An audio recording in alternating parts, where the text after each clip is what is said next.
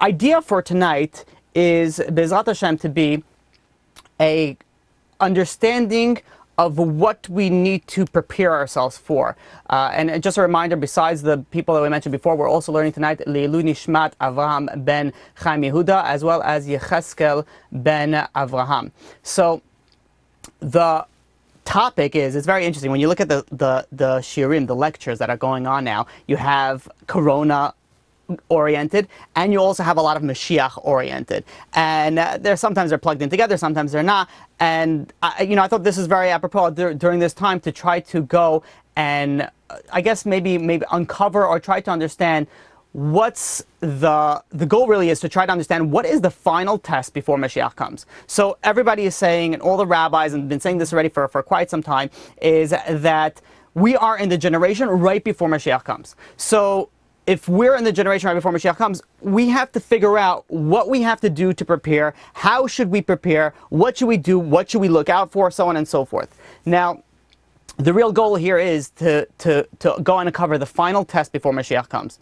And the reason why this is so important is, picture this scenario, is there was a little boy, and this little boy was obsessed since he was little. He wanted to be a spy. He wanted to work for the CIA, he wanted to work for the government, but not like CIA by the desk with a badge, he wanted to go undercover, like infiltrate the enemy. His dream was to become like the president of the terrorist group, like an infiltrate and bring down the entire corporation.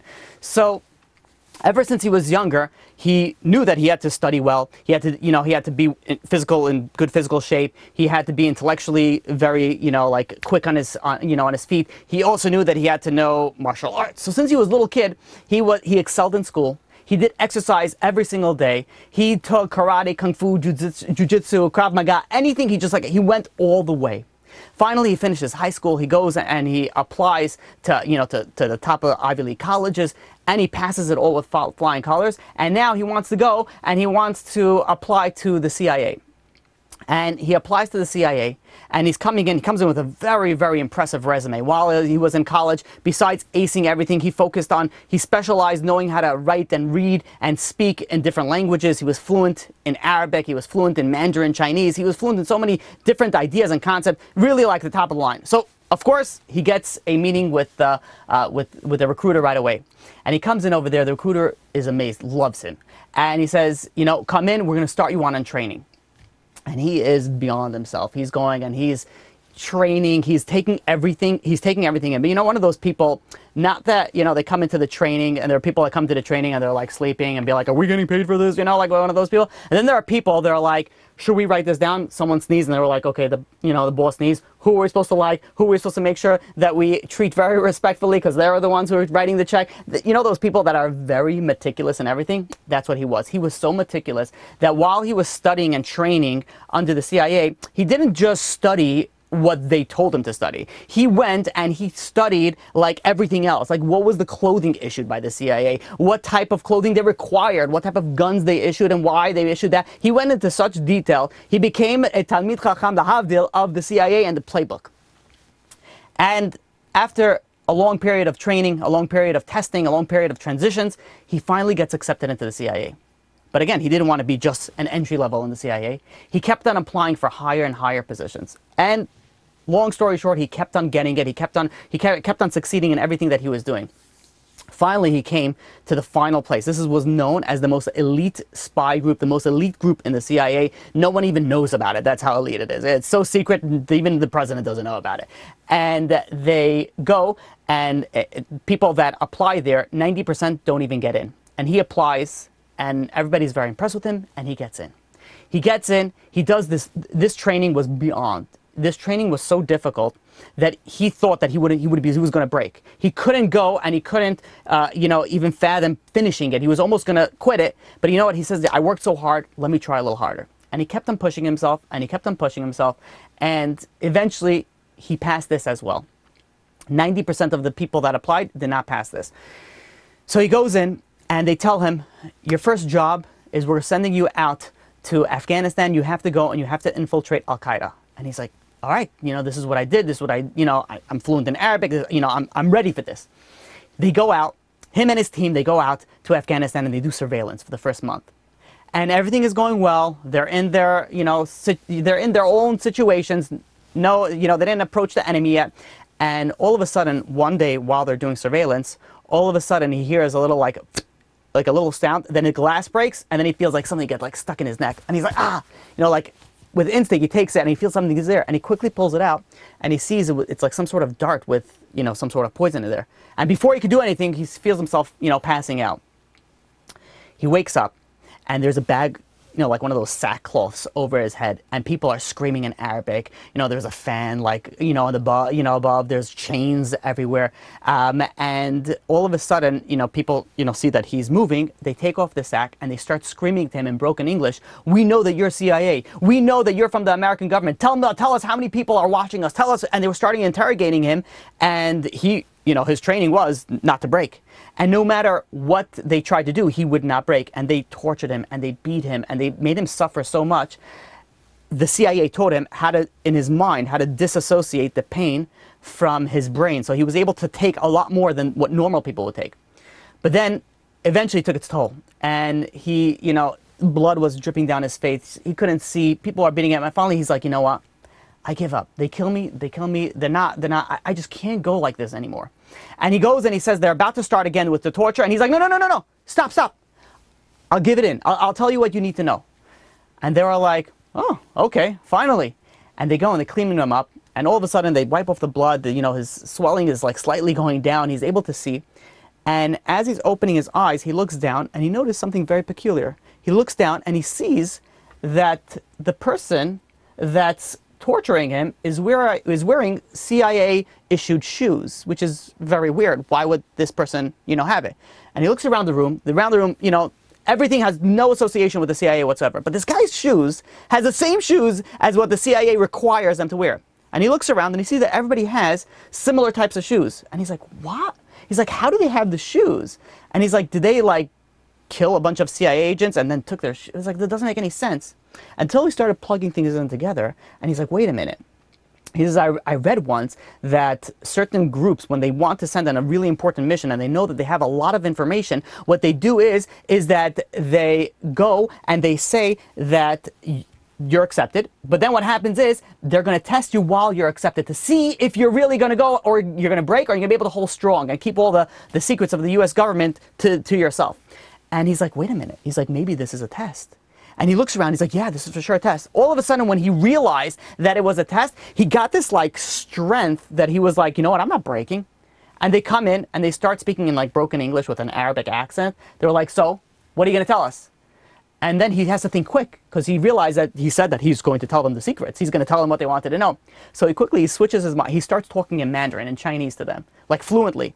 And they're like, what's going on with this guy? And then he starts acting like a crazy guy, and he starts laughing hysterically, and he's like, I'm not telling you anything. And all of a sudden he has this boost of confidence that and they started torturing him again, but he wouldn't break. He's like, what do you mean? I know this is my guys. This is my guys. And what made him so comforting is that he knew that these people, even though they're testing him and they're torturing him, they're hurting him, he says they knew his limit. They're not going to kill him. They're not going to make him injured permanently. They knew what he was capable of and where his level is. So he was able to pass the test. And eventually he was right. They came in afterwards and they said this was indeed a test. Now, why did I tell you this story? It's so important to know if you know that you're getting tested, then you have so much more of a chance of succeeding. If you don't know that you're getting tested, it's going to be very difficult. Maybe you will succeed, maybe you won't. But if you know something is a test, then, okay, it's easy. For example, let's say somebody has a particular issue with getting angry. And gets angry in the house all the time. Screams at everybody, screams at people that are not even there. And then one time, they tell him, hey, by the way, we're putting a camera, one of those hovering, drones that are just going to follow you along. And everybody's going to be watching that. And it's going to be broadcast on, live internationally. And do you think that he's going to go and he's all of a sudden going to blow up? No, he knows this is a situation where it's sort of like a test to see how he acts in his house. So he's going to go and he is going to act appropriately. So when we know that we're getting tested, we have a chance of survival. And this is why I feel this topic is so important. What are we going to be tested right before Mashiach comes? What is our test? What is our final test going to be? And this works also in our lives, just like everybody in their own personal lives has their tests. And the test could depend on many factors. It could be on what sins you did in this, this lifetime, what sins you did in a previous lifetime, what do you have to fix, what do you have to do in the positive sense, what is the purpose of you being in this world, and everybody has their own tests. But imagine two people have similar tests, exactly the same, and they start off exactly the same. And what happens is, one person all of a sudden starts working on himself to avoid these tests. Let's use the example of anger. So they're trying to get rid of all the anger. And it's very difficult. But slowly they work on themselves. And what's going to happen eventually? Eventually, that anger, it's not going to be so difficult to overcome because you work on yourself. Think about people that never kept Shabbat. In the beginning, it's very difficult, but over time, it becomes very easy, and then it becomes very enjoyable. So when you're going, and when you realize that you need to work on something, initially, it's going to be hard. But as time goes by, it will be easier. Now, you take these two people with the same exact test, let's say a test of anger, and they're 50 years old. And they started off exactly the same, but one person doesn't get angry, pass the test. The other person still gets angry, constantly. What's the difference? The difference is that this person slowly worked on themselves to the point that the test didn't really become so much of a test anymore. He was there, like he was able to focus and say, you know what, I'm not going to get angry. He didn't let his emotions overtake him. Now, when we think about this, the knowledge of knowing what our test is so fundamental. In fact, there are many people, think about this aspect for a second. When you go, and let's say you have a friend that calls you up, and he says, I just spoke to the biggest Kabbalist in the entire world. The biggest of the biggest, he's, like the biggest righteous person. Everybody, this person, he looks at you, he looks into your soul, he knows your past, he knows everything. I just got an appointment to go see him. And this is your friend calling you. He says, do you want to come? Do you want to come to this appointment? And you're like, what? Of course I do. This is awesome. He'll, give me a blessing for everything that I wanted. Tell me what I need to do. I'm in. You go to this Kabbalist. You sit down in front of this Kabbalist. And the Kabbalist, looks at you. Doesn't say a word. Starts staring at you. And then all of a sudden, he starts saying, your likes, your hates, your desires, your character traits, and you're like, how do you know, all this information? And you're astounded. And then all of a sudden the Kabbalist says, hold on one second. And then he concentrates and focuses, and his eyes are closed. And he keeps his eyes closed for 3 minutes.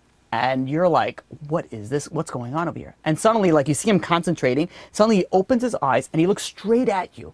And he goes and he says, I want to tell you the main test that you're here in this world. And you're like, okay, well, let me write this down. Yeah, what is it? And he says, your main test in this world is anger. You have to go and you have to fix the test, the character trait of anger and pride. Now, when this person goes and he goes out, he's like, okay, I have to fix, anger and pride. And he will work on it. He will try, or she will try to work on this. But imagine, the Kabbalist goes and says, but you have to know something very, very important. You have to work on it right now. If you push this off, you are going to fail. You're not going to be able to pass the test. You have to start working on it right now when the tests are minor. Because once the tests get more severe and bigger, if you don't prepare, if you don't exercise, if you're not able to lift that weight of a test, then you will not be able to pass that test. The same way it works for the generation. There's a test of generation. Every generation has their own test.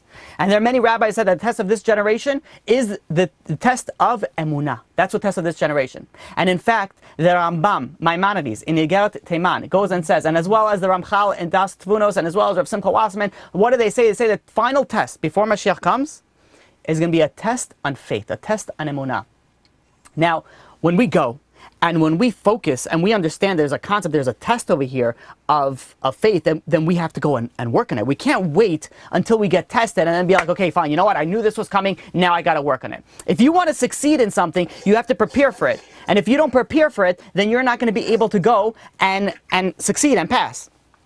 Now, I want to break this up into 3 categories. The 3 categories I want to break this up is part, one, let's call it Mashiach. Part 2 is, these are all under the umbrella of faith, Emunah. Part 2 is losing belief in God. And part 3 is bad things happening. And let's start with part 1. Part 1 with Mashiach. Rav Hyegyo goes and he asks a question like this. And he says, when Mashiach comes, we know that there is going to be a war of Gog and Magog. And during that war, Gog is going to have the permission to go and kill Mashiach ben Yosef. We know that there's two Mashiachs, Mashiach ben David and Mashiach ben Yosef. And our sages tell us, in certain scenarios, depending on how Mashiach will come, different lecture in its entirety and how we focus on how we understand this, but there's in a certain scenario, the Mashiach ben Yosef will die in battle. Ask Rav Hyegyo and says, why? Why did God give permission to Armilos, which is Gog? Why did he give him permission to have Mashiach ben Yosef go and get killed? And answers Rav Hyegyo that is in order to break the heart of those who have no faith.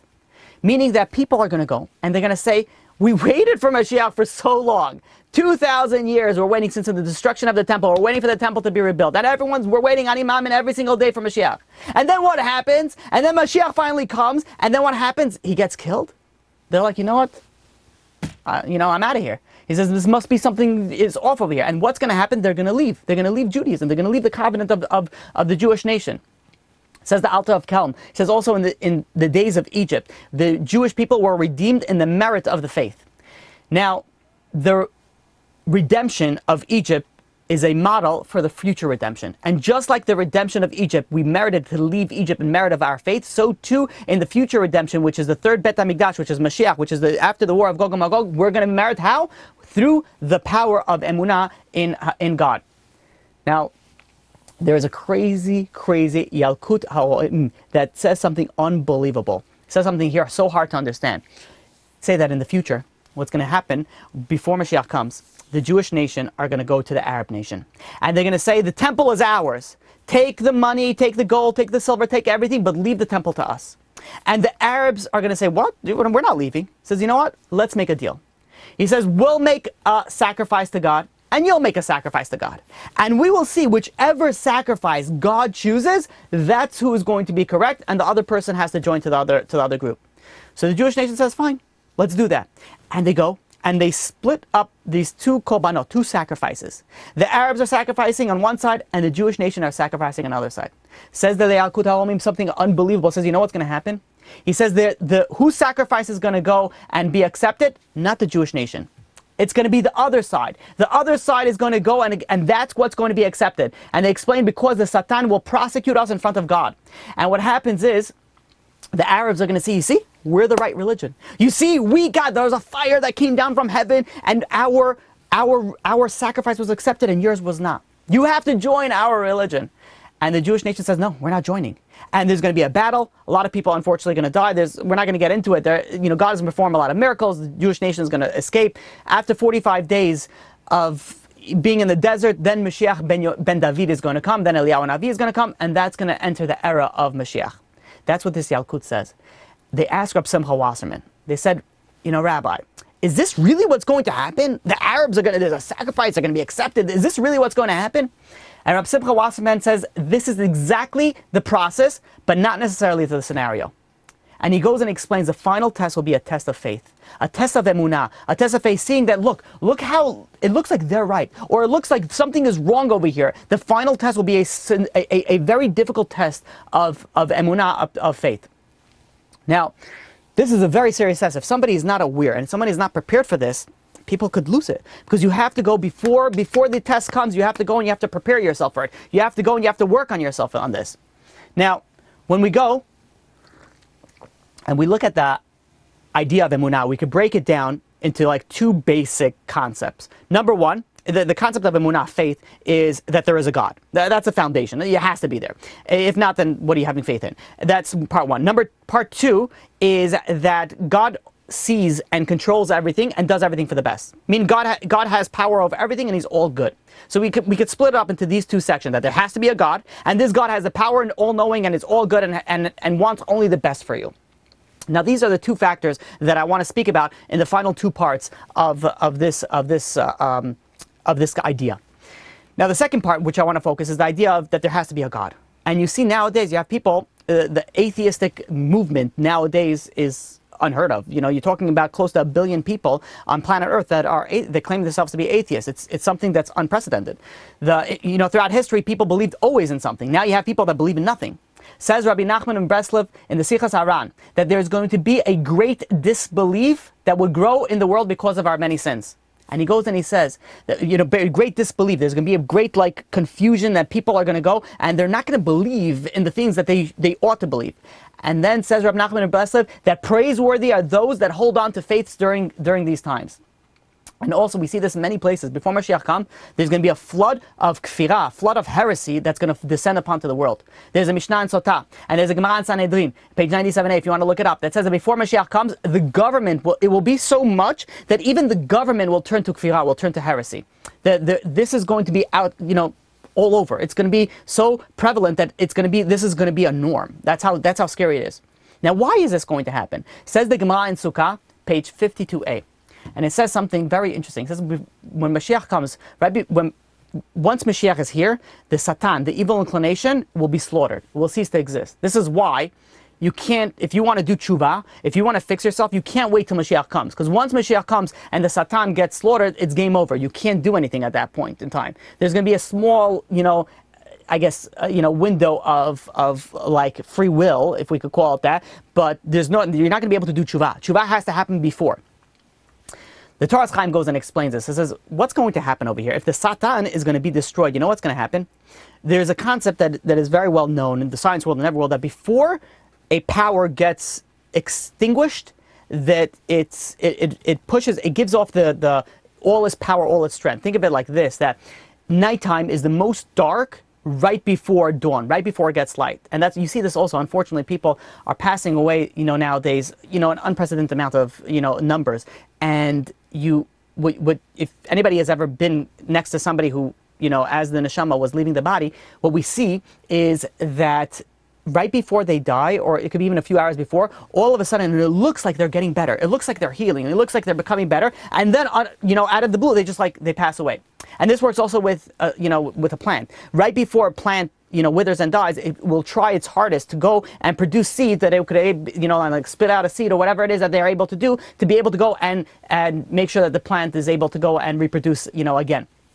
So, explains the Torah Chaim that the evil inclination is going to die, and it knows that it's going to die. So what happens before it dies? It gives all its power, all its energy right before it dies. It gives like a burst of energy. And the Satan, before Mashiach comes, is going to give a burst of energy to try to go and overcome and break people down in sin with whatever power that he has left. This is why the Gemara in Sanhedrin, page 97a, goes and says that before Mashiach comes, there is going to be an extra level of chutzpah, brazenness in the world. And we see that the young people, the Gemara says, will be arrogant and disrespectful and will shame the elder people. And you see over here, like the sins that will be before Mashiach comes is something that's, not the normal, not what's, not what your psychology, what the way that the world should intently, work. The idea over here is that the Satan is going to work so hard before Mashiach comes, that it will try to make you go and sin in any way that it can. And the chidusha we could say over here, it's not only in the sins of, let's say, chutzpah, it's going to go on anything. And that's what we see over here, sins that unfortunately people are going, that everybody always had sins throughout the entire, generations. Sins always existed. But we see over here in such a different fashion than anywhere else. Never else in history did we have technology that we could use for bad, as we are trying to do today, or for, for good, that we're trying to do for good today, or you could use it for bad. And we all know how that could work. And there's so many tests that we have nowadays that people before didn't have these types of tests. And the Satan is like literally trying to go and destroy him. Now what happens when someone gets these types of tests? And what happens? Many people fall during these tests. But there's two options that you could do when you fall. You could either go and decide, I'm getting up, I'm fixing myself. Yes, I fell down. Yes, I did this. But you know what? Now I'm fixing myself. I'm not going to do this anymore. You do tshuva and then you move on. But however, there are other people that don't go that way. There's an interesting pasuk in Dvarim, chapter 31, verse 17, that says that many evils will fall upon a certain person. And what this person's going to say? Or these group of people are going to say? It says, you know why these things are happening? Because God is no longer in my midst. That's why these problems are happening. And the Chachamim, our sages, go and elaborate and explain that what happens is what man goes, distance himself from God, and he does a sin. And he sinks lower and lower and lower. But now he has a question of what he's going to do. Is he going to do tshuva and come back? Or he's going to go and make himself that the sin that he did was not really a sin. The concept over here is a very common concept that I speak about. Often it's called cognitive dissonance, meaning that when you do something bad, you don't like to be considered a bad person. So you're going to try to convince yourself that it really wasn't so bad, or you will amend the bad that you did. Those are basically the two options that you have. That either you're going to fix the bad, and then you're not bad anymore. Or you're not going to say that it's not bad what you did, and then hence you're not bad anymore also. So what happens is, so either you do the tshuva, or you're going to convince yourself that it wasn't bad. And how do you convince yourself that it wasn't bad? It's very simple. You say that the Torah doesn't exist. You say that God doesn't exist. Atheism all of a sudden is getting so popular. You know why? The Satan is working so hard. And the Satan is working so hard, so people are feeling guilty. It doesn't have to be this religion. All religions. There's things that they're supposed to do, they're allowed to do, and there's things that they're not allowed to do. So when they do something they're not allowed to do, either they could say, I could fix myself, or they're like, you know what, I kind of like doing that stuff, and I don't want to fix myself. I want to keep on doing this, so you know what, I don't want to be a bad person. So it's very simple. Now, all of a sudden, there's no God, there's no religion, there's no higher power, so I could do whatever I want, so I'm not bad anymore. And this doesn't have to be that someone committed a major sin and he has this epiphany, now he has to throw away God. Even if someone didn't do a major sin, and all they do is they want to live their life a certain way without any, restrictions, without any, they're able to do whatever they want, then even before doing any sin, they would be able to go and bring up this process and convince themselves that there isn't a God, there isn't a religion, there isn't anything, and then do whatever it is that they want. Now, what's interesting with this in mind, people, when they're doing research or whatever they're looking into, people often come to conclusions not because they're intellectually honest with themselves, but because they wanted to come to that conclusion. I'm going to give you an example with dating. This is something that I deal with. So you have people that are going and let's say they're dating a particular person. Now, there are certain times where you could tell like they want this person to be the one. Or on the flip side, they don't want this person to be the one. And it could be, let's say we use an example, let's say looks or money, whatever it is, it doesn't matter. Let's say a person's going out and there's something in this character trait or whatever it is in this person that they really like, and they want this to be the one. So they'll go and they'll try to make sure that everything, even if it's a red flag, even if it's something that's problematic, they'll try to go and try to say that, you know what, it's really not a problem. It's really not a problem. And they'll go to so far extent, imagine, a girl goes out with a guy who has a tremendous amount of money. And everything else with him is like, like at best. And she's like, you know what? But he's really good. He's really kind. And then one of her friends was like, I was watching you guys, when you were on the date. Didn't he push that old woman down the stairs?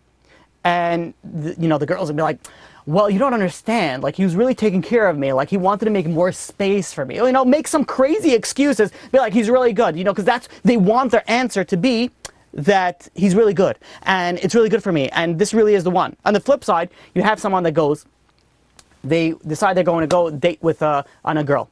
And they come out, and this girl looks like, Tyrannosaurus Rex. And they're like, it's not going to happen.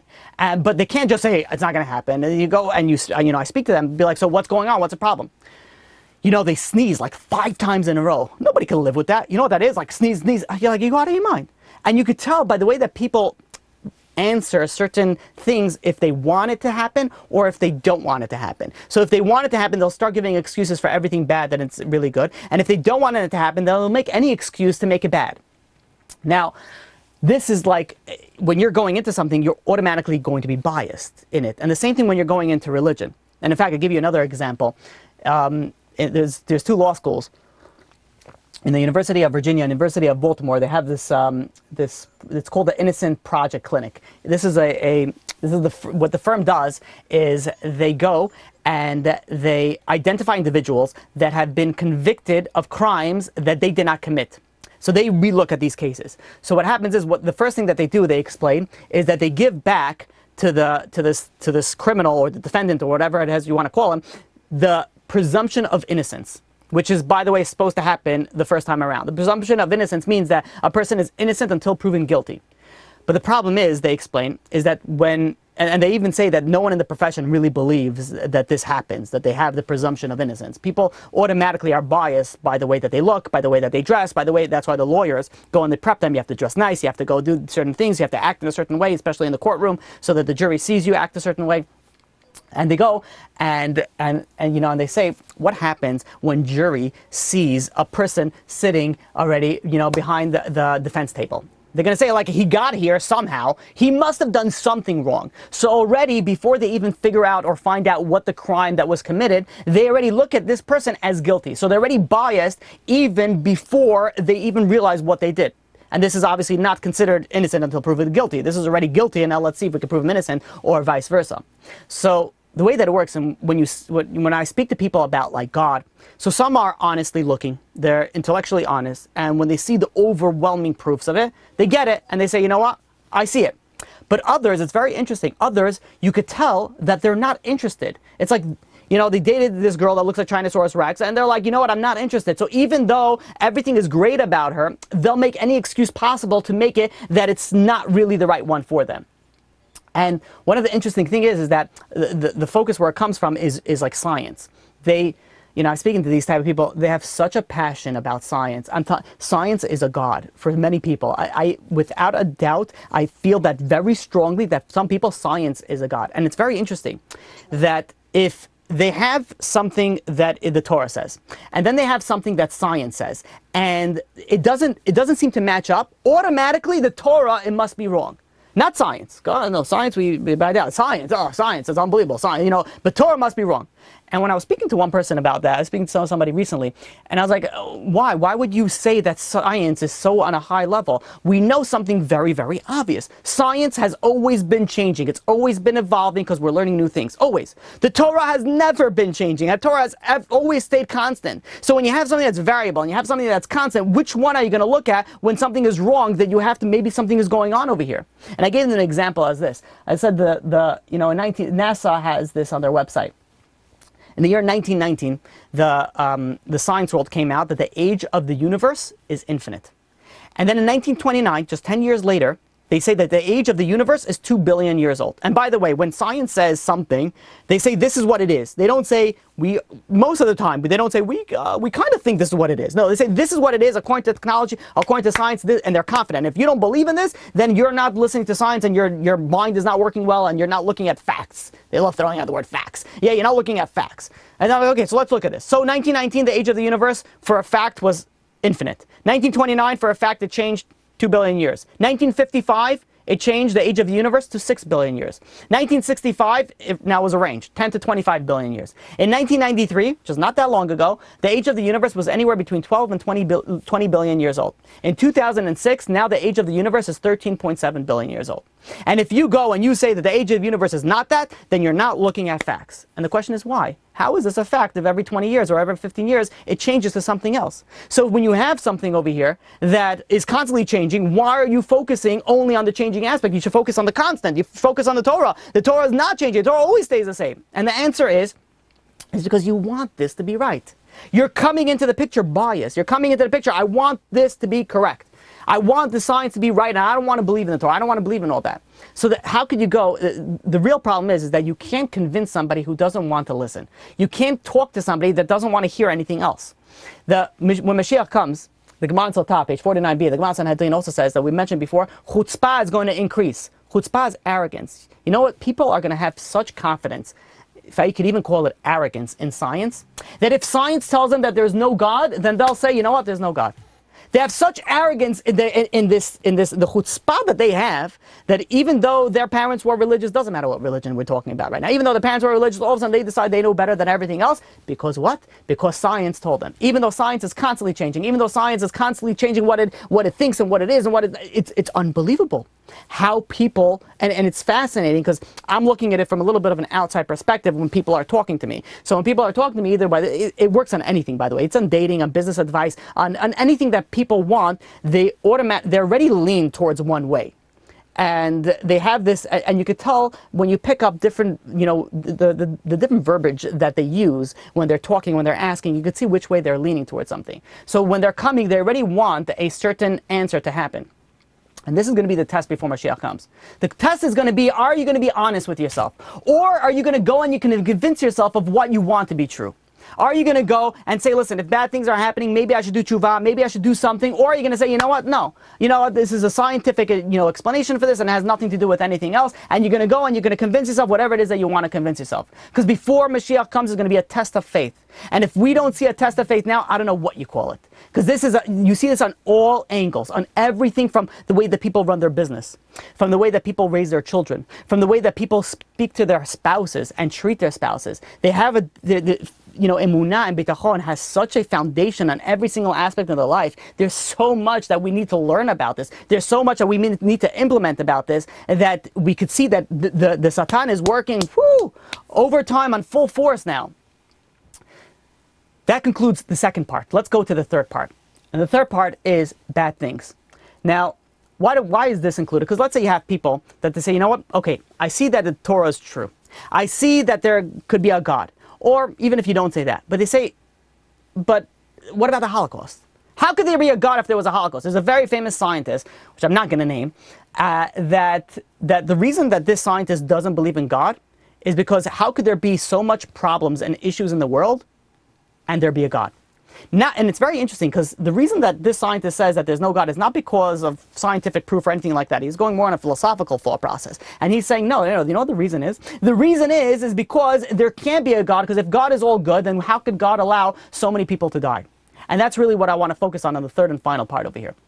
The Ramchal in Das Tvunos goes and says something very interesting. It says that the generation before Mashiach comes, the primary test is going to be with things that seem to be contradictions. There's going to be like in the way that God governs the world. They're going to see, look at this, tzaddik veralo. You're going to see a righteous person that he's suffering. He says, well, I don't understand. And you see a rasha, a wicked person that is doing very well. And people are going to watch good people suffer. And how are they going to go and say, like, how could there be a God? Says the Ramchal, says the test is going to be when people see this and they're going to still remain loyal and faithful to God. Now, in general, most people consider themselves good people. I've spoken to people who have done some like serious like no-nos in like any way you look at it, not even religion, in like ethical. They did really, I'm like, do you consider yourself a good person?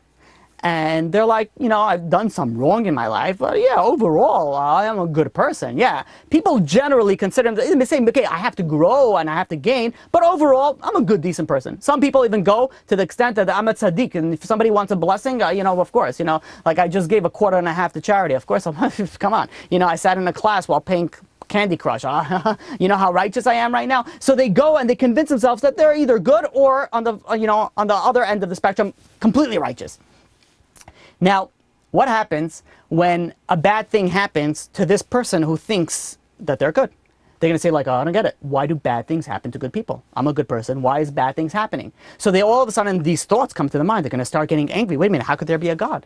How could there be all these things? They're going to start getting angry. This is what it's supposed to. I keep Shabbat, I keep kosher. This is what I get. How could it be? People ask questions all the time, like, how could it be that I started keeping Shabbat, I started keeping kosher, I started keeping modesty, and my friend didn't do any of that? She's married with kids and has a husband that apparently loves her, and I don't have any of that. And they say, why? Why is all these questions?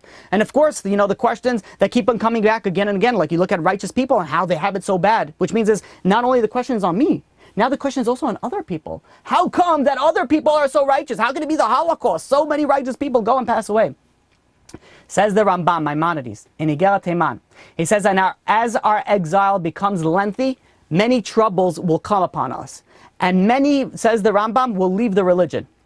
But, says the Rambam, some will have no doubts and will not be confused. And the Rambam, Maimonides, goes on and says that all the troubles in the end of days are trials. They are tests of belief and truth. That's what the test is going to be at the end of days. And the Rambam says something very important. He says you have to make sure that you teach it to the children and the women. And if I could add also, of course, the men, that they have to realize that any question of belief and emunah that they have should be answered.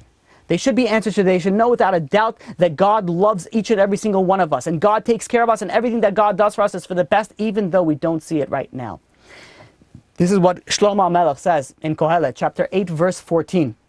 Shlomo Melech goes and says, Yesh tzadikim, you see righteous people, Hashem magia alehem ki maaser reshaim. You see righteous people that they look as if they were wicked, as if they had deeds of wicked. Why is God punishing them as if they were wicked? And the answer is in the Yeshayahu, in Isaiah chapter 55, verse 8. Says God answers, says, Ki lo machshavotay machshavotechem. My thought process is not your thought process. Velo darkechem darkai. Your ways of doing something is not my ways. I don't work. People try to understand God's calculations. And if they can't understand God's calculation, must be He doesn't exist. Or He doesn't, like they don't understand that. God says, what? You can't understand something that's not in your ability to understand. To give you an example like this, is that let's say somebody goes and wants to look at coronavirus under a microscope. So if they're looking at a microscope that doesn't have the power to magnify, because coronavirus is extremely small, it's 120 nanometers in diameter. It's very, very small. And by the way, to tell you how small it is, when you're looking at the very common pictures that are floating around of the coronavirus, those are magnified 12 million times. That's how much you magnify it. So if you're using one of those, I don't know, college, microscopes, you're not going to be able to see the coronavirus, the general ones. You have to magnify it so many times. So imagine someone gives you a little dish and says, I want you to check to see if there's coronavirus in here. And you go and you put it under the microscope, but your microscope is not strong enough. But you don't know that. And you're looking under this microscope and you're like, no, there's no coronavirus in here. Are you right? You're 100% wrong. There is coronavirus there. You're just using the wrong materials, the wrong utensils to go and see it. And the same thing is, you have people that go and they try to understand God. How do you? It says in Isaiah, it says in Isaiah, you can't comprehend something that's beyond your comprehension. You're looking at it at a microscope that doesn't have the ability to go and magnify all these times. We don't know the calculations. We don't know why things happen. But one thing we do know. And how are we going to go and explain this? Moshe Rabbeinu asked this question to God in Shemot, in Exodus chapter 33, verse 18. Moshe Rabbeinu goes over to God, to HaKadosh Baruch Hu, and he says, Hareini na'at kvodecha, show me your glory. You know what Moshe Rabbeinu was asking God? Moshe Rabbeinu was asking God, I don't understand. How could there be righteous people that have it bad and wicked people that have it good? Please explain it to me. You know what God answered him? Lo tuchal lerot et panai. You're not going to be able to see my face, because nobody will see my face and live. Well, the question is, how does that answer the question? And the pasuk goes on, the Chumash goes on in verse 23 over there. Says God, but it says, V'ra'ita et achorai, but you'll see the back of me. So how do you understand this? Explains the Chassam Sofer, says something so beautiful. Sometimes we wonder why God does certain things. Why God brings so much suffering upon the world. But what happens is after some time elapses and we look back in hindsight, then we are able to see that all the difficulties were really of something that turned out to be something great. You look at an example, let's say Megillat Esther. Vashti was killed. And then what happened? A good, from modest Jewish girl, Esther, gets pulled into the wicked Achashverosh and gets, sucked into being the queen. Now, she didn't want it. She didn't ask for this. And you look at it, people are going to ask, what did she do to deserve that? She was so modest. She was such a righteous person. Why did she do to go and deserve to be punished in such a way, to be a wife of such a wicked, king? And what happens? You wait a little bit, and all of a sudden, when you look at the end of the story of Purim, all of a sudden, Megillat Esther, everything makes sense. Says, you know why? It looks so bad. It looks so bad. Why is such a good Jewish girl getting so much punishment? And the answer is, it's not bad. Relax. Wait a little bit. Once you see the end of the story, be like, well, you know what? She saved the entire Jewish nation. All of a sudden, it became not bad, but it became amazing. It became good. There's a story that Rabbi Azriel Tauber brings down that one time he was flying out from Israel. He was flying out to give a lecture in outside of Israel, and he gets to the airport, and it turns out that the flight was delayed for a crazy amount of hours, and everybody all of a sudden started getting, when the flight gets delayed about 35 seconds, people are like, come on, people get angry. How could this be? I paid this with good points, whatever it is that you come, you say, I paid good money for this. How could you go and not leave? People get so angry, and everybody was running to the ticket counter, get me another flight. How could it be delayed?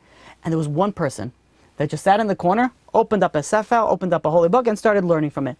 That was Rabbi Azriel Tauber. And all of a sudden, he's learning, and he's focusing. Everybody's screaming. People start calming down. There was a Jewish professor that was also on the flight. He goes over to the rabbi, and he says, Rabbi, I don't understand. I was looking at everybody, and including myself. Every single person here started getting angry at the ticket person. They started getting angry at the airline. Started getting, why? We got to go. We have a business meeting. We have this. We have that. How can you delay us for so long? We got to leave. And I see you're the only one that sat calm, happy, sitting and learning. He says, how do you do that? So he goes and explains. He says, listen, the Torah teaches that God has full control of everything. And this too, somehow, is for the best. And the rabbi goes and says that he went and he missed the lecture. He missed the lecture. He wasn't able to give the lecture because of time, because of the delay.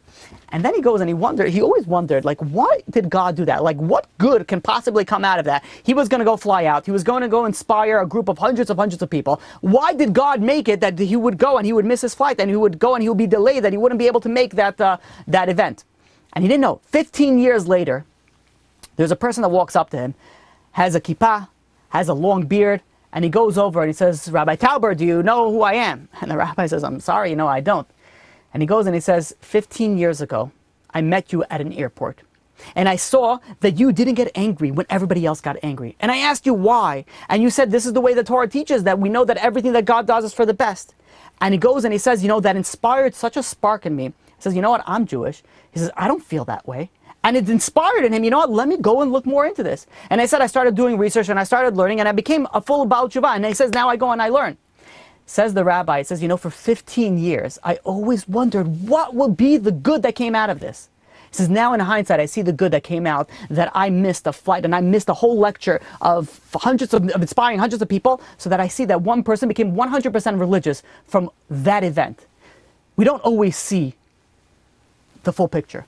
But over time, in our lives even, we could look back and be like, you know what? We thought that was really bad. But you know what? It kind of worked out for us for the benefit. And we look at this also when Moshe Rabbeinu approached Paro. And he goes and he says, let the Jewish people out. Let the Jewish people go. Paro says, the Jewish people, they have on their minds to go and dream about vacations, to get out of here. Let me increase the workload. And he went and he increased the workload. And Moshe Rabbeinu goes over to God, and we see this in Shemot, in Exodus chapter 5, verse 22, and it says, Lama hareta la'am hazeh? Why have you harmed this people? I came, says Moshe Rabbeinu, to go and save them, and instead of saving them, I made it worse for them? He says, God, why did you do that? Why did you go and why did you do that? And he goes on, the pasuk goes on, and God goes over to Moshe Rabbeinu. He says, I appeared to Abraham, Yitzhak, and Yaakov. They did not question my actions, but you're questioning my actions? Ask Rabbi Yaakov Nachman in Darkei Musar. He goes and he says, I don't understand, what is God saying over here? When you're dealing with Abraham, Yitzhak, and Yaakov, yes, God told them certain things, and they went and they suffered in certain situations, they never questioned God. He says, but it's very different in Moshe's scenario than in Abraham, Yitzhak, and Yaakov. In Abraham, Yitzhak, and Yaakov, they were dealing with their own person, or maybe their family to the largest extent. Moshe Rabbeinu was dealing with the whole nation. He's not, in fact, if Moshe Rabbeinu didn't go and cry to God, that would be, why didn't you go and cry to God? You should have done it. So ask Rabbi Yaakov Nachman, says, what was the claim against Moshe Rabbeinu? He should have cried. And the answer is, the problem was not that he cried out to God. The problem is the phraseology that he used. Moshe Rabbeinu used, Lama hareta la'am hazeh? Why did you cause bad? Why did you cause harm to this nation? God says, I never cause harm. He says, not only it wasn't bad, but in the end, it appeared to be that difficulty was the source of salvation. We know that the Jewish nation was supposed to be enslaved for 400 years. But they were only enslaved for 210 years. We just finished Pesach, and what do we say in the Haggadah? HaKadosh Baruch Hu chishev et haketz. HaKadosh Baruch Hu went and he calculated the end. What does it mean he calculated the end? The word ketz is the numerical value 190. The Jewish people were supposed to stay for 400 years. But what did God do? God wanted to make the end come earlier because he knew the Jewish people wouldn't be able to last. So he took 190 years off the 400. When you take 400, you remove 190 years, what are you left with? 210 years, exactly the amount of time that the Jewish nation spent in the land of Egypt as slaves. Now, we see over here something very interesting, that how was God doing this? That God made it that their workload would increase, so it would be as if they fulfilled the quota that they needed to fulfill in 400 years. So when it looked bad that they were stuck in Egypt and they were going, and Moshe Rabbeinu came and he was supposed to save them, and in the end he made it worse for them, that difficulties really went for their best. And this is what happens, something very interesting, when Mashiach comes. When Mashiach comes, says the pasuk in Zechariah chapter 14 verse 9. It says, Bayom hahu yeh Hashem echad u'shmo echad. He says, on that day, God will be one.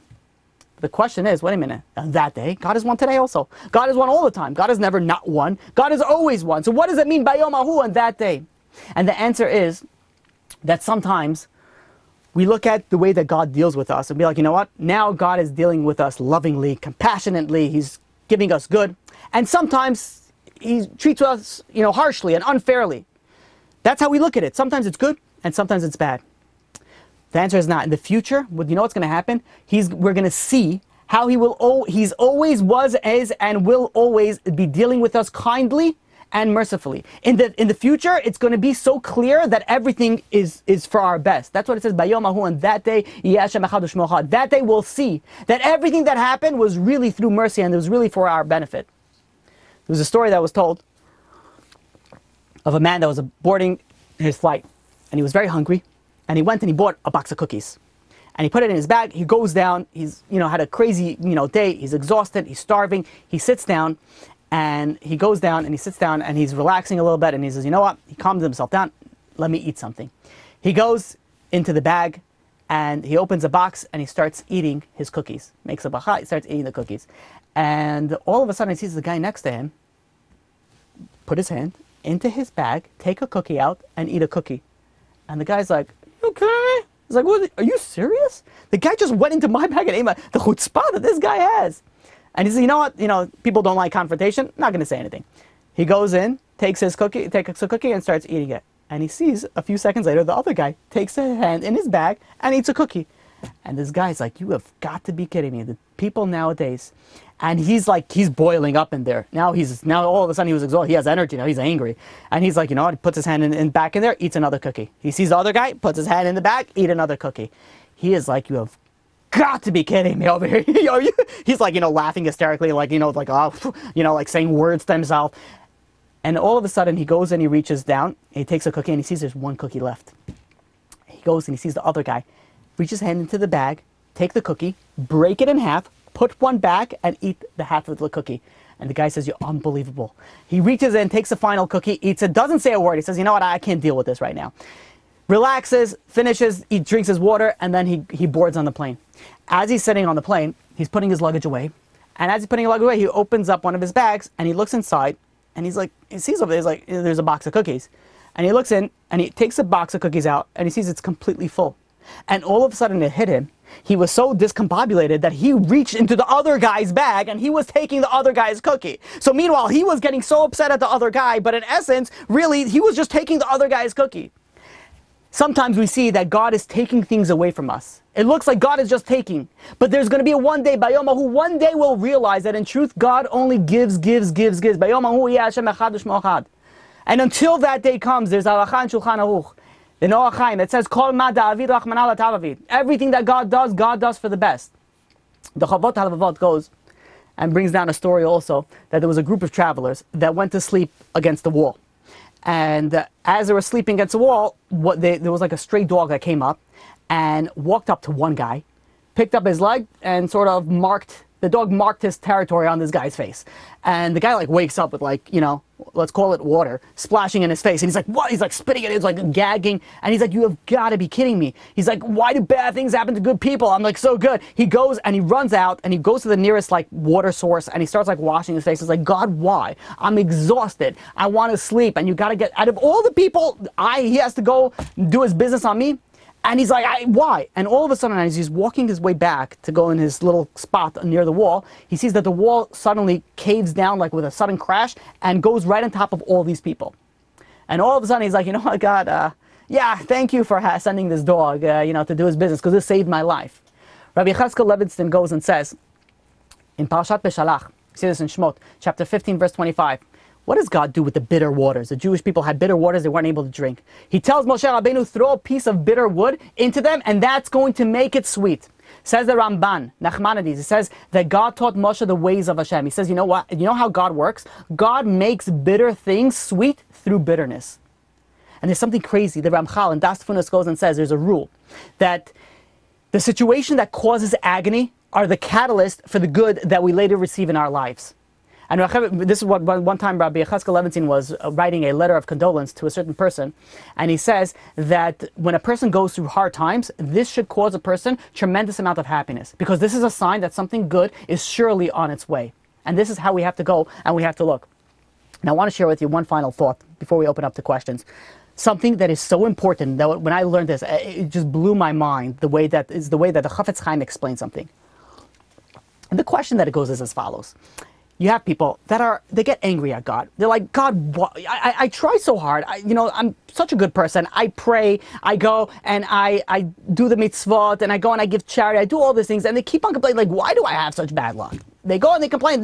Their luck, the mazal, doesn't seem to be shining on them. The Chafetz Chaim explains something so beautiful with this mashal, with this parable. He goes and he says, a person goes through life, and unfortunately he commits many sins, many averot. But comes Yom Kippur, he goes and he asks for forgiveness. And what happens? God forgives him, atones for his sins. But what does that work? That works between sins that's done between you and God. But between you, a sin between you and your friend, you have to go and appease the person. You have to go and ask forgiveness from the person. And if you didn't ask forgiveness of the person, Yom Kippur is not going to erase that. You have to go and physically go and ask the person for forgiveness. But what happens if this person didn't ask for forgiveness? Then that person has to come back in this world as a Gilgul, in reincarnation, and go and atone and fix that issue that he left off in the previous life. So imagine, says the Chafetz Chaim, this person passed away, was Nisa. And he gets up to Beit Din Shel Mala, he goes up to the heavenly court, and he sees his whole life passing in front of him. Nothing was forgotten. They see every detail. And he goes and he sees all the terrible sins that he did. He's like, oh no, what's going to be? But then Beit Din goes and shows him that he's praying on Yom Kippur with such sincerity. He's crying, he's asking God for forgiveness. And Beit Din announces, God forgives you for all these sins, all these sins. And he has, when you're, getting judged, you have like there's a jury, and that jury is your family and your friends, and everybody's cheering. They're so happy. You got vindicated from the things that you are going to get punished for. They're so happy. But then all of a sudden, there's this black angel, huge monstrosity of an angel comes up, and he says, wait a minute. He says, this person got into a fight with his neighbor, and he insulted him, and this neighbor never forgave him. Now this person has to go back down to this world and ask for forgiveness again. And when this person starts hearing that he has to come back to this world, he starts crying, he starts begging, he has so much regret. He's like, I'm so sorry for what I done. Please don't let me go back down there. He doesn't want to. And they say, I'm sorry, but there's no other option. We have to send you back down. And he goes and says, you know what? When you sent me back down last time, you made me rich. And I was extremely rich, and that brought with me arrogance. He says, if only I was born into a poor family, then I would have been humble, and I would have never gotten into such a quarrel with my neighbor, and I never would have gone and hurt and insulted him that type of way. So he goes and he pleads in front of Beit Din, and says, please, this time, please make me sure that I'm going to be poor, I'm going to be humble, and give me some sort of deformity. He says, make me, you know what he was asking for? He says, make me suffer so that I shouldn't be arrogant, says the Chafetz Chaim. This person is going and begging the Beit Din Shel Mala. And the Beit Din says, I'm sorry, we can't make you poor. We can't make you as with a deformity, because then it's not going to be the same test. Your tshuva won't be an honest tshuva. Your tshuva has to be exactly the same. You have to be in the same scenario. So he goes and he pleads with him, says, please, I'm begging you. And all of a sudden, while he's pleading and begging, there's a white angel that comes in. And the angel says, look at how much merits this guy has. This guy has so many merits. He's done so much good with his money. And because of this angel, the Beit Din decided they're going to request they're going to accept his request. And in the end, he's born into a life of poverty and suffering and deformity. Then goes the Chafetz Chaim. He says, people go and they complain about the bad that they have in their life, about what they are forced to suffer during their lifetime. Says the Chafetz Chaim, who knows what you're complaining about? It could be that before you came down into this world, you begged God for this. You begged God to give you this test. You begged God to put you in a situation that's difficult because you knew that you had a certain test that you need to pass. And the only way that you're going to pass it is if you would have been born in a situation that is difficult for you. That you have to be born in a situation where you are raised secular, or you are born in a situation where you are more angry, or you're born in a situation where you didn't make the panasah that you wanted to, or whatever it is that you have, you're not married yet. No matter what it is, you don't know. It could be that you begged for this. And we pray for God for so many Yeshua, we pray God for so many things. And God is not answering us. And you're saying, God, why are you not answering me? And God's saying, I am answering you. You don't know the full picture. You begged for this in the world above. And now I'm giving that to you. We don't know the full picture. And when we go and we lose faith, we lose Emunah, we lose bitachon, because it seems that God is not answering our tefillot, or it seems that God is not listening to us, or it seems that God hates us, that is completely incorrect. This is going to be the test before Mashiach comes. It's going to be a test of Emunah. People, unfortunately, are going through so much suffering now, so many problems that we have. But the question is, how are you going to deal with those problems? Are you going to have Emunah and bitachon and realize that there's a loving God, there's a loving Creator that created you and put you in a certain situation, not only for your benefit, but also knowing that you have the ability to go and pass this test? This is the final test in the final generation. There's going to be so many questions that we have, whether it be from Mashiach, that we're going to look that things just doesn't make sense, it doesn't seem right. Are you going to go and you work on yourself on your Emunah? You're going to fix yourself, you're going to work on yourself earlier to know that when the bad things happen, you're going to go and you're going to be able to overcome it? Or whether it's going to be all this science that gets thrown into your head that goes and they say it's not really true, this is not really true, the Torah is not true, or whatever it is that they throw, even though it's easily proven that it's incorrect. Are you going to be swayed to that side? Or are you going to hold strong with Emunah? Are you going to have all these questions when you see bad things happen to you, or bad things happen to people that are good people, or close to you? Are you going to say, how could there be such a God? Or are you going to say, you know what? I don't understand. I'm looking through a microscope that I can't comprehend. I don't see the full magnification of what's going on over here. And when we come to that realization, then we realize something very, very important. We realize that things are not as clear-cut as we see them. There's a lot going on behind the scenes. And we have this test coming up. And not only coming up, it is right now, and it will be. People ask me all the time why I speak so much about atheism, why I constantly, bring this up. And the answer is because this is a huge test right now. And to be honest, Mashiach come, now. But in the unfortunate event that it doesn't, I foresee this being a bigger issue. I foresee this being a bigger issue, and I'm trying to get in front of it. This is something that we have to figure out. We have to go and we have to train our children to show them that God is real. We have to show them that Torah is real and it can be proven. And not only that, we have to go in and instill it into ourselves and realizing that everything that happens, everything that happens is for the best. We instill this, and when we realize that this is a test that we have to pass, and this is a test that we have to deal with, now we have the opportunity to go and to figure out, are we going to work on it? And when we work on it, we'll have a chance of passing it. Or we're going to say, you know what, I'll deal with it later, and may God have mercy on us if we could pass it or not. My blessing I give to each and every single one of you is that Bezrat Hashem will be able to not only overcome this, the test will be so easy that it wouldn't even be, we're at such a high level that God doesn't have to send us any suffering that we have to pass this. God doesn't have to send us any difficulty. And Bezrat Hashem will bring the Mashiach b'meher b'yameinu from the good, and we won't have to see any of the suffering anymore. We'll now open up to any questions. Okay, so we have, over here I have to look at these, it's so funny, I have to read now, I have to zoom in over here. All right, questions, no questions, just comments.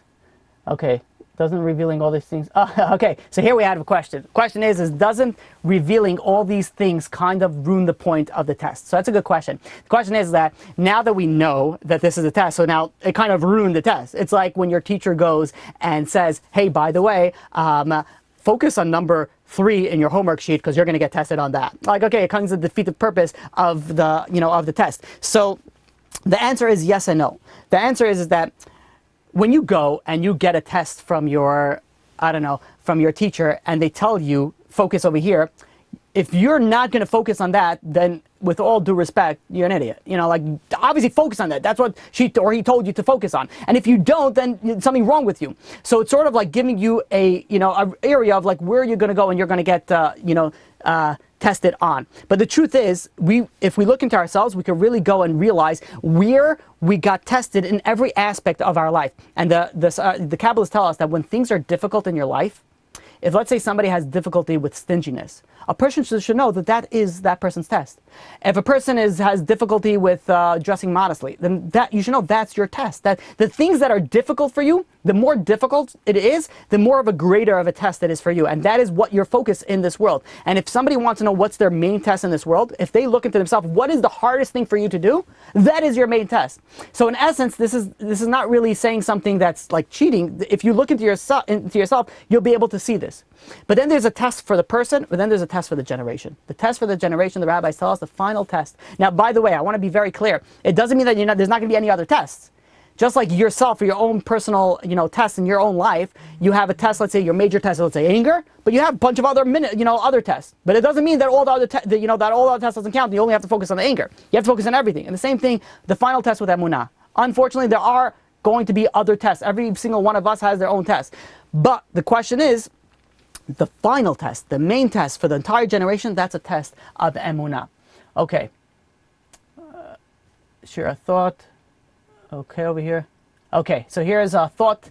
I heard a description of Chevlei Mashiach. Imagine a rope that we're holding on, and the rope will keep on getting shaken. The test, which is a test of Unah, and we need to hold on tight during each shake of the rope. And the answer is 100% correct.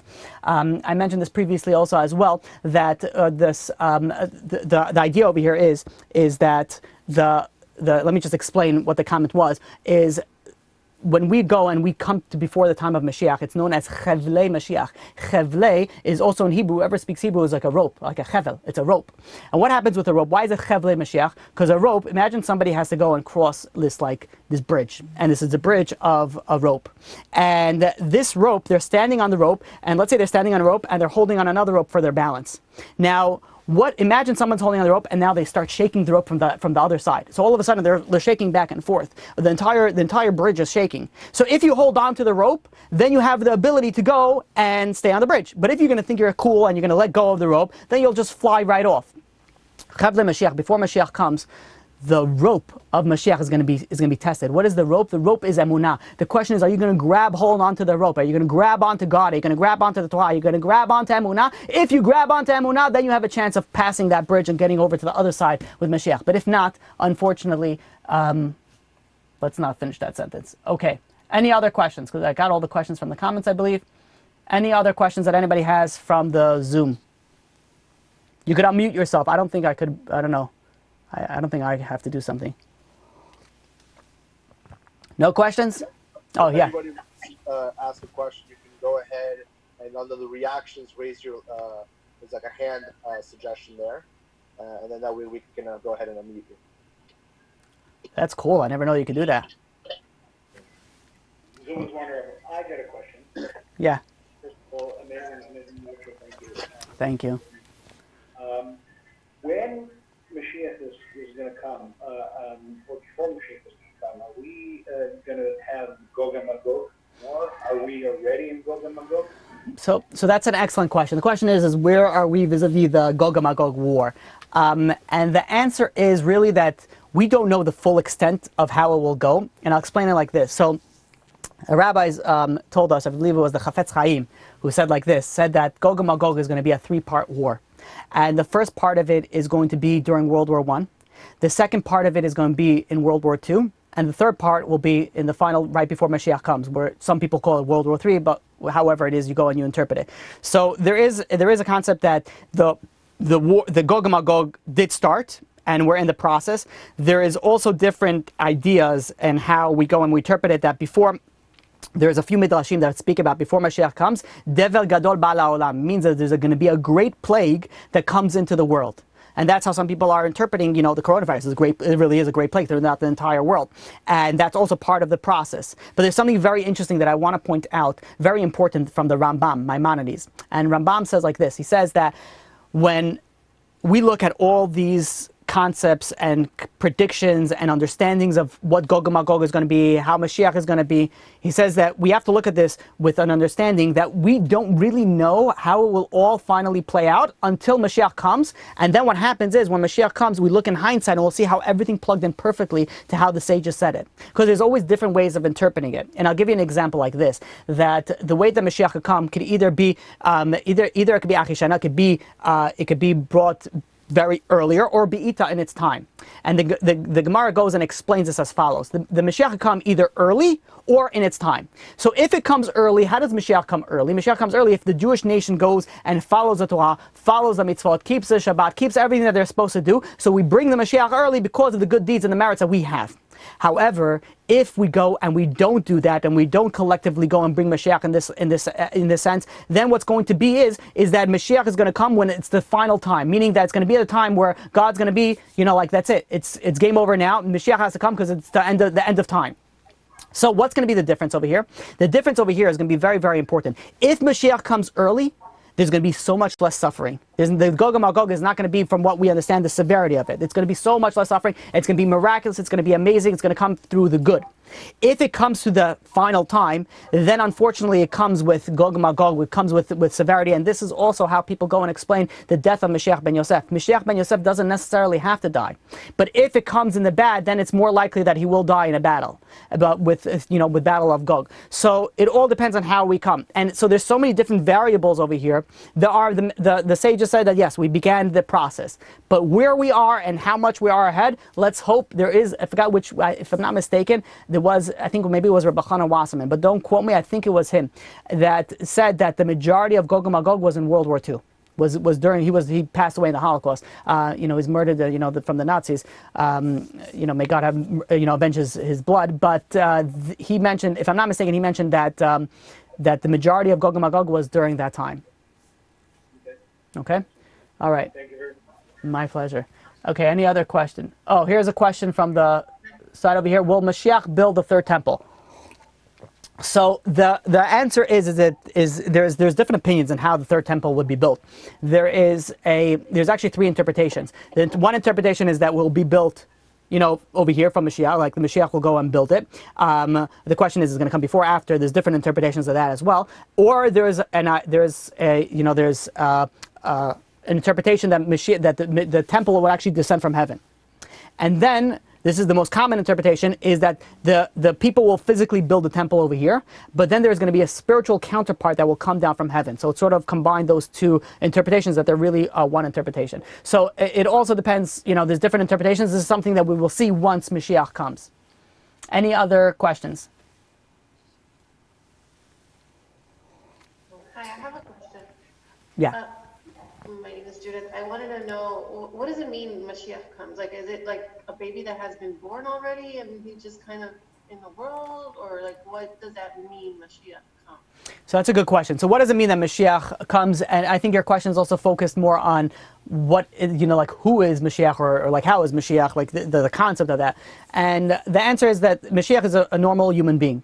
It's not raised from the dead, or whatever it is that people are interpreting it in different religions. Mashiach is a regular human being, and in every generation there is a Mashiach. So when that Mashiach, and by the way, it's very interesting. If I'm not mistaken, I think it was the Chassam Sofer who says that just like Moses, when Moshe Rabbeinu went, and he was, if I'm not mistaken, he was 80 years old when God told him that you're going to go and you're going to be the redeemer of the Jewish nation. Now, in his previous 80 years, he didn't know that he was going to be the redeemer of the Jewish. He only knew right when the mission came. And it says the Chassam Sofer, just like that. Oh, I'm sorry about that. So, just like, I don't know if you guys could hear that, but let me see if I could exit out over here. Okay, so just like the times of Moshe Rabbeinu, Mashiach himself, which was the thing about the Redeemer, Moshe Rabbeinu didn't know that he was the Redeemer. So in the future also, Mashiach is going to be a very righteous person, but he doesn't know that he's going to be Mashiach until the time comes. Until the time comes, he's going to be extremely, extremely righteous, and then in the way of through prophecy, it will be revealed that he is Mashiach. And if that person, and then obviously when that person passes away, there's somebody else that takes the place. So there's always a Mashiach ready to come. So we can't say, Mashiach is just an infant, which unfortunately there's a religion that says, baby JC, they pray to it. It doesn't work that way. There's always Mashiach ready to come. If we go and we show God that we're worthy, Mashiach comes right now. That answer your question? Yeah. Okay. That clarifies it a lot. Okay. Just to follow up on that question, what does it mean by there's a Mashiach in every generation? Like, is there really like somebody? I know there's a lot of righteous people in every generation, but there's really a Mashiach in every generation? So maybe if I phrase it this way, it'll be clearer. There's somebody worthy in every generation of being Mashiach. Okay. And yeah. Okay, so we have here some questions over here. How do we do tshuva if we don't remember all the people that we may have hurt or insulted over the years, or if we never knew that we hurt them? Why do people say that Mashiach cannot come on Shabbat? Okay, so these are very, very good questions. The aspect of tshuva is a very, very, it's true, it's difficult that if somebody was, let's say, and I'm not speaking to you, I don't know if this is privately, so no one knows who this is. I'm not saying like, some people were like really bad and they hurt a lot of people. They're like, what are we supposed to do? So, in each situation, I would say you have to speak to a rabbi on what particularly you do in a certain scenario, because they have sometimes, so I deal with a certain group of people that, I don't know why, but they tend to do a lot of, they used to, before they realized the Torah, before they became religious, tend to do some sort of, what we call, insurance, then it starts with an F. Insurance, I'll just say insurance fraud. And they came and said, really it's not bad. How are we supposed to go and how are we supposed to pay back and how are we supposed to do certain scenarios? So there are certain times where you're not really able to do, like how do you do a tshuva? The real way is, send the money back or whatever, there's different scenarios you're supposed to do it. But let's say you don't know what you've done, you don't know who you've hurt, you don't know how many people you've hurt. So you really have to boil it down. You can't technically do like a blanket tshuva, but really when you're dealing with people, you have to do, it's personal, because if you hurt somebody, you have to go and appease them. If that person is not, so in every scenario, it has to be dealt with. For example, if somebody is no longer alive, then there's a way to still ask for forgiveness by the grave. If somebody is also, or you could pay back to the, if it was money related to the inheritance, whatever, there's different scenarios that you could go through it. If you come to a situation where you have no idea how to pay back, or you have no idea how to appease, then you have to speak to a rabbi, and there's certain things that you can do, especially if, let's say, somebody, stole money from, let's say, a government. So then they start some sort of, program or something, they give money towards something to helping the public. So there's different scenarios that you're able to go, and you're able to benefit the public, and you're able to do a certain type of tshuva. But ultimately, the best level is obviously fixing what you messed up. Okay, we got a bunch of more questions over here. This is a hard. Do we have the ability to change our personal test through tshuva in this life, even if we ask Hashem for that specific thing? That is a fantastic question. I got to tell you that question. That's a fantastic question. Oh, that was really good. Are we, and maybe I'm reading it something. Question, sorry, can you repeat it, please? Yeah, I'm going to repeat the question. The question is like this. Do we have the ability to change our test in our life? Let's say through tshuva, or maybe, even to the extent that we asked God for that specific thing. And I'm going to give you the answer, and then I'm going to explain it. And the answer, the way that I understand it, is yes, you can. And let me explain why. So let's say somebody came through a test of that they had to. Their test is that they had to be poor in this world. And they go and they're thinking about it. They're like, like I'm here for a reason. I don't have the money. So what do I need to do? And they start working on themselves, and they start fixing themselves. And really, the reason why they needed to be poor was that they needed to fix humility. They had to work on humility, and that they go together. So that's why God made them poor, and then maybe that's why they wanted to be poor. So they go and they work on every aspect, and they start working on humility as well. And now what happens is that they fix humility when all of a sudden, when they fix the sin that they had, so all of a sudden the need to be poor is no longer necessary. So then you could be rich also. You could go and get whatever it is, plug it into whatever your own personal test is. You have people even that were, to the extent that, if I'm not mistaken, that Rizal brings this down in Shal Gilgulim, that if somebody came down into this world with not intending to get married, which means that he came down without a spouse. Everybody comes down and their soul is split in half. So they have half goes to the male, half goes to the female, and then when they get married, they unite that one part of the soul. So each one has a half a part. There are some people, says Rizal, that they come down into this world that they don't have the other half coming down, because that is a test that they have to go. They have to go through this world without getting married. But, says the Kabbalists teach us, that if somebody goes and works on themselves, and they go and they fix themselves, then it's even possible that God will send, this soul down, and then they will get married. And they say something very interesting. It says that's why sometimes you see a large age gap between spouses. Sometimes that's the reason. Please don't look at everybody has a large age and be like, you know what, you weren't really even supposed to be over here. Like this person, did out tshuva, and we don't know the full picture, but that's the Kabbalist tells us that could be one of the reasons why you see such a large age gap. So you could, and even to the extent that when people pray for something and it's not for their best, if they go and they pray in a certain way and they do the tshuva a certain way, that could become the best. So we have so much power in our hands through tshuva, prayer, and doing good deeds, that we have the ability to change so much through this.